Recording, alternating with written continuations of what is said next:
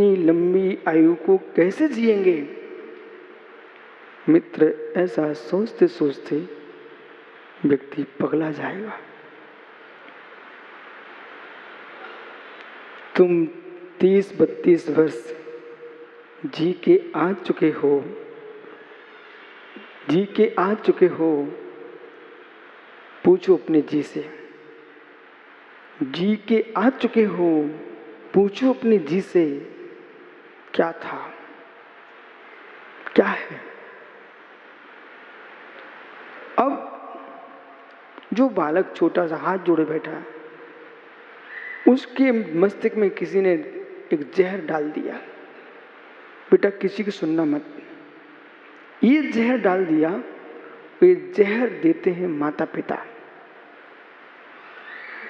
ये जहर कौन देता है? माता पिता देते हैं, सत्य है। बेटा देखो, भाषा सुन उनकी। बेटा, लला, पढ़ लिख लो, बहुत अच्छा है, बुद्धिमान कोई होगा। बेटा, पंडित समझो, जितनी ध्वनि है, प्रकाश है, सब मनुष्य की बुद्धि को घुन देते, घुन। बाहर का प्रकाश, बाहर की दुनिया तुम्हारी बुद्धि को धुन देते हैं। इसलिए जंगलों में न बाहर का प्रकाश, न बाहर की आवाज, बुद्धि का विकास। आइए अपने विषय। बेटा सुन, अब तू बच्चा नहीं है, मेरी बात समझ रहा ना? बेटा, माँ क्या बोलती है? माता पिता जहर देते हैं बच्चों को। प्रदीप भैया, माता पिता बच्चों को जहर देते हैं, पुड़िया वाला नहीं, चिंता वाला। कैसे? तू अभी 9 वर्ष का है। कितने क्यों? 9 का है? अच्छा, वाह। मैंने तेरी कुंडली नहीं देखी बेटा, ध्यान रखना, पर तेरा चेहरा कह रहा है तू अभी 9 वर्ष का है। 9 वर्ष के बच्चे को माता पिता बोल रहे हैं, अरे लला, हे लाल, पढ़ो लिखो ना, भविष्य में क्या करोगे तुम? ये शब्द आते ही भविष्य में क्या करोगे तुम? 9 वर्ष के बच्चे को इन्होंने भविष्य के 80 वर्ष की चिंता दी थी।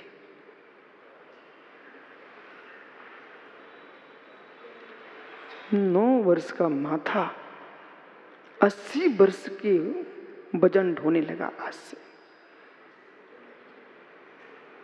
बेटे को चिंता में डाल दिया।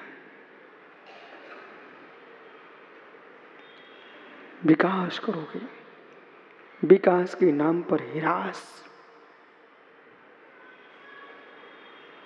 बेटा सुन अब ध्यान से।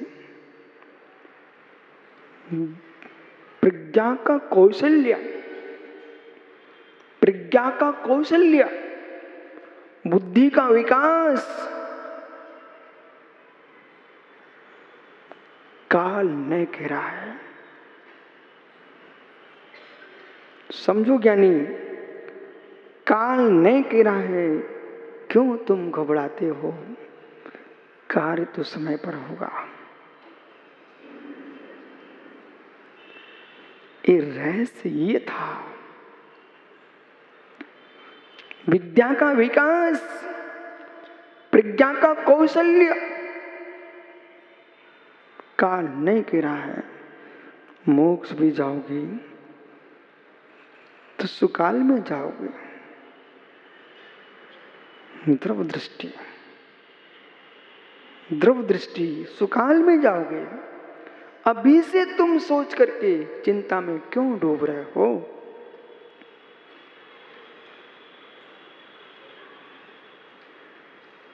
इसलिए वर्तमान को आनंद में जियो, वर्धमान हो जाओगे। इसलिए वर्तमान को आनंद में जियो का मतलब विषय कषाय में मत डूबो, आनंद में जियो। बालक बालक तू सोचे महाराज जी 50 साल बाद मेरे दांतों का क्या होगा। अरे क्यों सोचना, वर्तमान में तुम गुटखा मत खाना बेटा, बीड़ी सिगरेट का प्रयोग मत करना, मदिरा पान मत करना। बालक अत्यंत शीत बर्फ का सेवन मत करना, अत्यंत उष्ण द्रव्य का सेवन मत करना। तुरंत रस पिया, फिर उकाली पी, फिर चाय पी तुमने बेटा, दांत को तुम्हारे पिता के पिता नहीं बचा पाएंगे। जो पुरुष ठंडी के ऊपर गर्म नहीं लेता, गर्म के ऊपर ठंडा नहीं लेता है, अवच्य का सेवन नहीं करता है, उसके दांतों को यानी ईश्वर भी नहीं तोड़ सकता।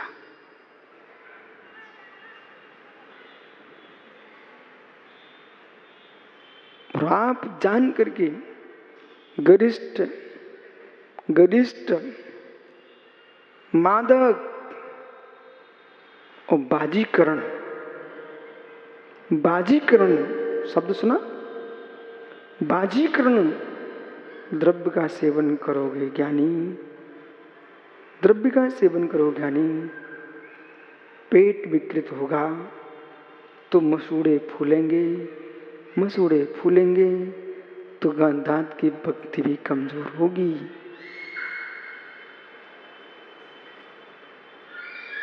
इसलिए वर्तमान में संभल के जियो, भविष्य अपने आप निर्मल होगा।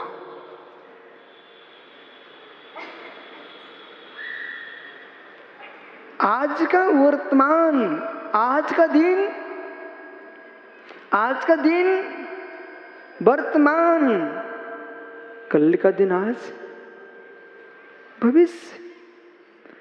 आज का दिन वर्तमान, कल का दिन आज के दिन भविष्य। ऐसे एक एक दिन में तो वर्षों बीत गए और तुम समझ ही नहीं पाए। देश के जितने माता पिता हैं, भविष्य शब्द बोल करके बच्चों को चिंता का जहर मत पिलाओ।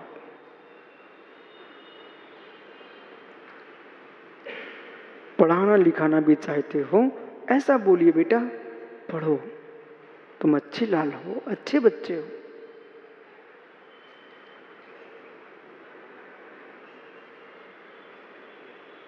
अगली धारा, वर्धमान महावीर जब नहीं थे वर्धमान। जितने श्रोता ध्यान दो, आप मालूम पंडित जी में एक लाइन में काल नय को पूरा कर सकता, लेकिन हम तो कर देंगे पर आप पर दया नहीं हो पाएगी। वर्धमान महावीर मित्र पंकज ध्यान दें, मस्तिष्क के द्रव मस्तिष्क को मत सुखाइए आप।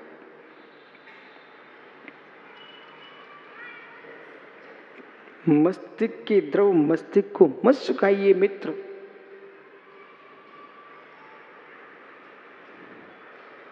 चाहे गाड़ी चले चाहे ना चले, चाबी लगाए हो, इंजन चालू है, ब्रेक लगाए खड़ी की हो, तेल तो चलेगा।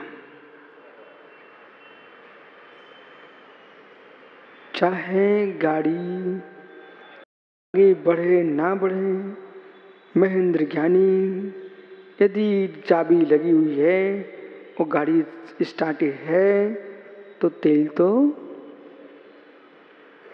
चाहे तुम्हारा कोई काम आगे बढ़े चाहे ना बढ़े, चिंता चालू है, कर्म बंद चालू है, बुद्धि का तेल झुलस रहा है, मस्तिष्क तुम्हारा जल रहा है, काम बने ना बने तो क्यों ना हो, खड़ी करनी है तो चाबी निकाल कर खड़ी करो ना।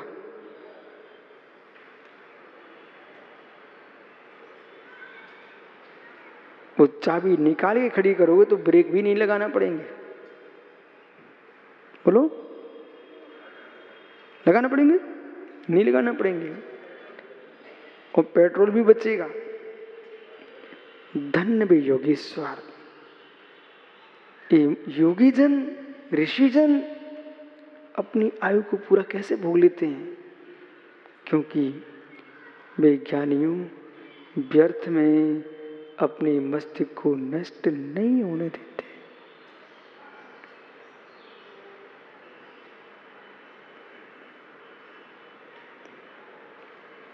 विनोद, बुरा तो नहीं लगेगा? कट्टू शब्द भी बोलना चाहिए कभी कभी।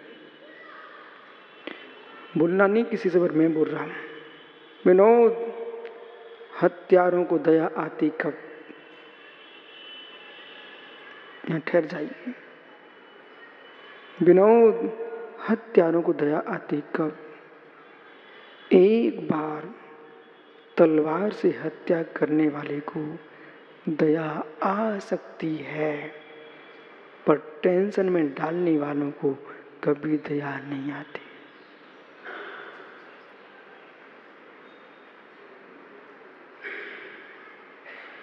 मां, आपने अपने भाई से, पति से, पुत्र से, पिता से सीमा तोड़ आकांक्षा रखी है, सीमा तोड़ आकांक्षा रखी है। आपका काम बोलना मात्र, अमुक सामग्री चाहिए, इतनी बोलना है। मुनि मोक्षु प्रणय सागर, बेटा समझो तुम साधु, बस आपका काम बोलना कि हमको 10 पेन चाहिए जो बाजार में सबसे उच्च क्वालिटी के मिलते हो। तुम्हारा इतनी काम था, तब तुम भी भूल चुके थे, हम दया शून्य हो चुके हैं। एक गरीब बच्चे से बोल दिया, बेटा तुम्हें पता नहीं है उसको कितना तुमने वजन दे दिया है। इतना बोलते ही जुगाड़ पटान फिट करना शुरू किया है। कैसे लाऊंगा, कहाँ से पैसे इकट्ठे करूंगा? अब महाराज जी को मना भी तो नहीं कर सकते, वो कहो बेचारा नहीं कर पाए तो मालूम आपने उसको गुरु भक्ति से, श्रद्धा से दूर नहीं हो, गुरु भक्ति से दूर इसलिए हो गया। अब मैं महाराज को चेहरा कैसे दिखाऊंगा? मालूम चला 4 महीना वो तुम्हारे पास ही नहीं गया। ऐसा में प्रणय सागर का तो नाम लिया है मैंने। यदि कोई भी विश्व का सागर ऐसा कर रहा है, आपने उसके अंदर जहर घोल दिया है। भदौरिया जी, कई जगह लोगों ने मेरे से कहा, स्वामी कोई काम नहीं बताते आप। दुर्ग में तो युवाओं की टीम आई पूरी मेरे पास, 1997 की बात बता रहा हूँ। सुब्रत सागर पे आके मालूम क्या बोले, एक शिकायत है आपकी। मैंने कहा भाई मैं प्रतिकरण करता हूँ, प्रत्याख्यान करता हूँ, सट आवश्यक का पालन करता हूँ, अब तो मेरी क्या शिकायत करने आप? मैं छोटी उम्र थी, मैं घबरा गया, भाई क्या शिकायत है? उसमें से एक मुस्कुरा के बोला, महाराज जी शिकायत ये नहीं है, शिकायत ये है न कुछ करवाते हो न कुछ मंगाते हो, ये शिकायत है। हम के मित्र दी ये शिकायत तुम भेजना चाहते मेरे गुरु के पास तो मैं खुश हूं, तुम भेज सकते हो। उसमें कुछ माताएं भी आई थी, राकेश बोले महाराज जी मेरी भी शिकायत है, हम लोगों ने कौन से पाप किए हैं, आप हमें समय नहीं देते बातें करने को, ये मेरी शिकायत है। हमें तुम्हारी शिकायत मेरी प्रसन्नता का कारण है, ये शिकायत जीवन भर रहा है। ये शिकायत मुझे स्वीकार है। मैं खुश हो गया इस बात पर कि उन्होंने कहा न कुछ करवाते हो न कुछ मंगाते हो। मैंने खुश हूं मैं। करवाते करवाते कलयुग में आ गए। वो मांगते मांगते पता नहीं कितने रूप धारण कर लिए। अब ना करवाना है न मांगना है, मात्र वह करना है जिससे कर्तृत्व भाव का अभाव हो जाए।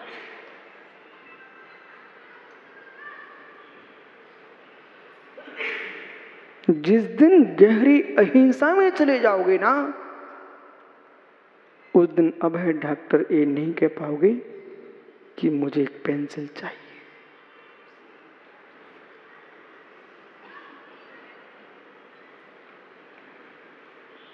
बोले मैं हिंसा नहीं कर रहा हूं, आप नहीं कर रहे हो, ठीक है। जो भी ग्रस्त लेके आएगा उसका कर्तव्य है कि साधु को आवश्यकता है वो स्वयं पूछ के देखे जाए, पर परिग्रही बना के न जाए, पर उन्हें मांगना पड़े। आइए अपने विषय पर। बेटा, अपने माता पिता से जरूर बोलना कि मेरा भविष्य आप नहीं बना सकते हो, मेरा भविष्य मेरे वर्तमान का पुरुषार्थ बनाएगा। इसलिए भविष्य कह करके मेरे सुख को मत छीनो।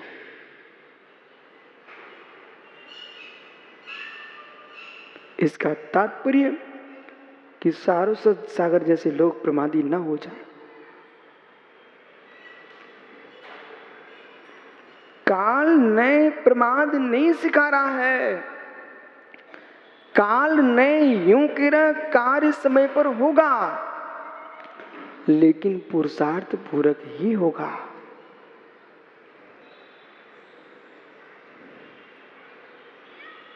जब कहा, भूल तो नहीं गए आप लोग विषयों को, भले कोटि कोटि विषय समाविष्ट हो जाए,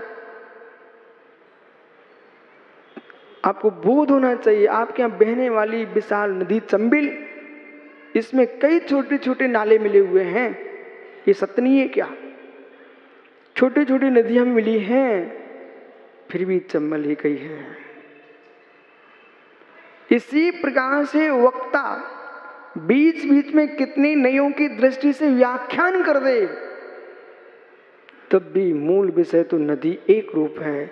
मित्र काल ने अकाल ने।